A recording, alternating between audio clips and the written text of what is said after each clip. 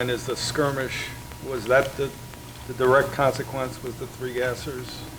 Or was that for the whole practice?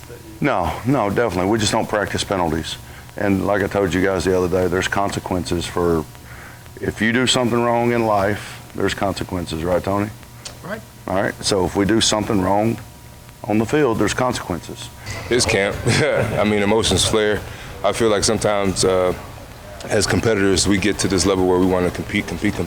And, we always on that line, we don't want to go over the edge, though. And sometimes it happens. But as teammates, you just got to pick your brother up, tell him, come on, let's go.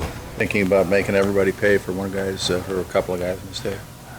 I mean, they're a team, Team means together. To me, it means together. So, that's the way we approach things.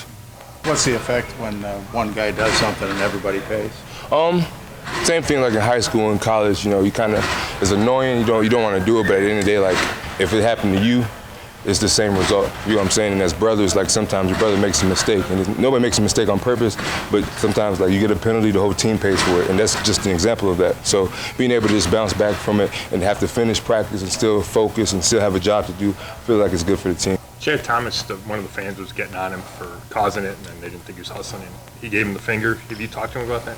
Well, if I have talked to him about that, that's going to stay between us. Of course, Chad Thomas, as you guys see, he's a very emotional, passionate guy. I want those guys to play with passion, but he's also a young guy, so he has to understand and develop a sense of, when to move on. So, and I think he'll learn. That's a great learning experience for Chad. Will you have him apologize, in any way? Everything we do will be between us. Okay.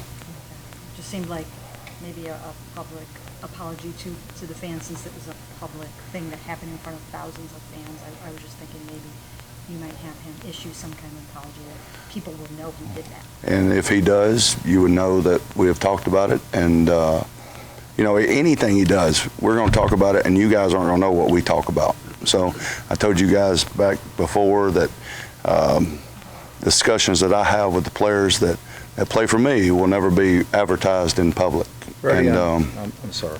And you know what? I made a statement on it, and that's what it is. You think the sprints will kind of deter that in the future?